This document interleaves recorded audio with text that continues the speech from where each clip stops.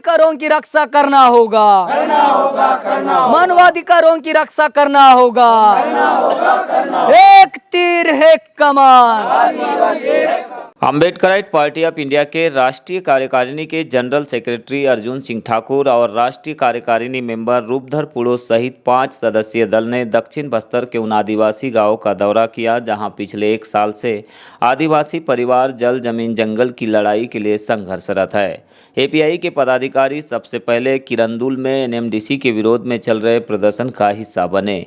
यहां पर उनके द्वारा बैलाडीला की 14 नंबर पहाड़ी की लीज को बिना ग्राम सभा की सहमति से 20 साल के लिए बढ़ाए जाने को नियम विरुद्ध बताया। इसके बाद वे सुकमा जिले के माओवाद प्रभावित सिलगेर में 1.5 साल से चल रहे आदिवासियों के आंदोलन में शामिल हुए। बताया गया कि यहां पर बीते साल 12 मई 2021 को सरकार के द्वारा बिना किसी सूचना के आदिवासियों की भूमि पर कैंप लगा दिया गया, जिसके विरोध में क्षेत्र के दर्जनों गांवों के आदिवासी परिवारों के बीच सुरक्षा बलों के साथ टकराव की स्थिति बन गई। इसी दौरान 17 मई को सीआरपीएफ जवानों ने गोली चला दी, जिससे 3 लोगों की घटनास्थल पर मौत हो गई, जबकि एक अन्य गर्भवती महिला की अस्पताल ले जाते समय दर्दनाक मौत हुई, जिसे लेकर आज भी सिलगेर सहित आसपास के आदिवासी गांवों के लोग रोजाना न्याय की मांग को लेकर आंदोलन कर रहे हैं। इस संबंध में एपीआई के पदाधिकारियों ने मीडिया से चर्चा में अपने विचार भी रखे।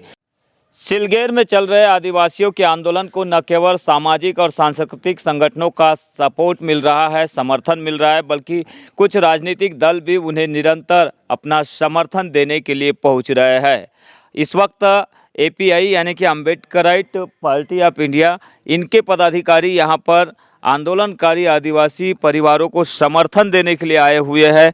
इनसे सीधा समझ लेते हैं यह जो आंदोलन है किस तरह का यह आंदोलन है, आप लोगों को 1.5 साल बाद कैसे लगा कि अब इस आंदोलन को सपोर्ट करना चाहिए?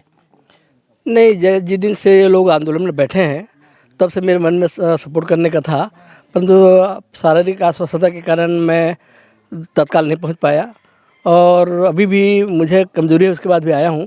तो इसलिए चूँकि इनका जो ह्यूमन राइट जो है और जो आदिवासी हक अधिकार जो सुनिश्चित है उनको नहीं मिल रहा है और हम यहाँ देख रहे हैं इनको बहुत ज़्यादा जो कैंप लगे हैं उनसे इनको बहुत बड़ी परेशानी हो रही है।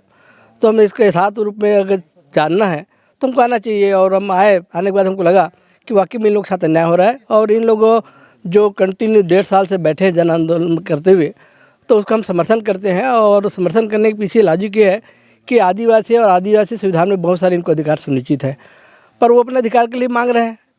पर गवर्नमेंट जो चाह रही कि यहाँ पे आदिवासी ख़त्म हो जाए, तो एक षड्यंत्रपूर्वक आदिवासी ख़त्म करने की साजिश है, ऐसा मुझे लगता है। एक पार्टी के पदाधिकारी होने के नाते क्या करने की ज़रूरत आपको समझ में आ रही है सरकारों को और इनको भी, और आप एक पार्टी के पदाधिकारी होने के नाते आपको भी क्या ऐसा समझ में आ रहा है क्या किया जाना चाहिए इनके साथ? अभी जो हमारे राष्ट्रीय अध्यक्ष विजय मानकर साहब जो हैं, बड़े पैमाने पर चुनाव के संबंध में, आदिवासी के अधिकारों के संबंध में, ह्यूमन राइट के अधिकारों के संबंध में उन्होंने बिल प्रस्तुत किया है, मतलब वहाँ सेंट्रल गवर्नमेंट को, राज्यपाल को, राष्ट्रपति को, और इस ढंग से अन्य पार्टी जो हैं देश में उन पार्टी के जो प्रमुखों को भी भेजा गया है। तो इस ढंग से हम चाहते हैं कि ये जो आदिवासी का अधिकार है ये सही ढंग से उनको मिले। इसी तरह एपीआई के सेंट्रल कार्यकारिणी के पदाधिकारी अगले दिन सुकमा जिले के पहुंचविहीन गांव गोमपाड़ पहुंचे। यहां पर आदिवासियों के द्वारा सलवा जुलूम की वजह से जिन आदिवासियों को नक्सली सपोर्टर बताते हुए मौत के घाट उतार दिया गया, उनके बीच पहुंचकर अपना समर्थन दिया गया। इस मौके पर छत्तीसगढ़ राज्य कार्यकारिणी के एपीआई पदाधिकारी और सुकमा जिला अध्यक्ष मालवी कोसा और लखेश्वर कवासी भी मौजूद रहे। बताया गया कि इस क्षेत्र में साल 2009, 2016 और 2018 में 3 अलग अलग घटनाएं हुई। इनमें कई आदिवासी परिवार हताहत हुए, जो बाद में गांव छोड़कर तेलंगाना में बस गए और कुछ परिवारों का आज तक पता नहीं चल पाया है।